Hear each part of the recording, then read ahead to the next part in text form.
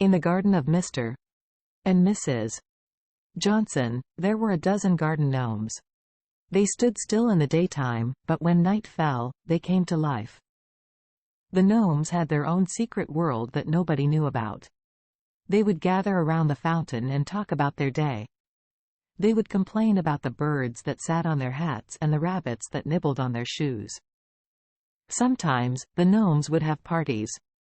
They would dance on the flowers and sing songs that nobody else could hear.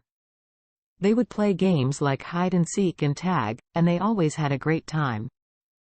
One day, a new gnome arrived in the garden.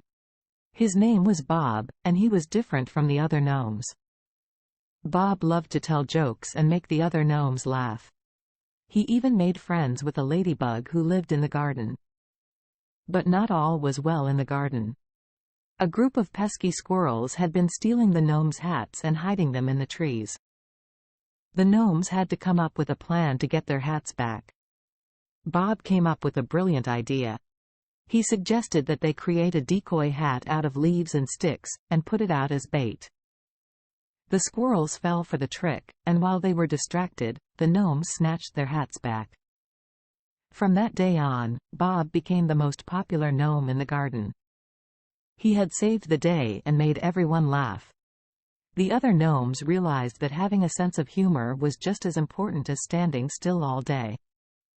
And so, the garden gnomes continued to live their secret lives, having adventures and making new friends, all while keeping watch over the garden and keeping it safe.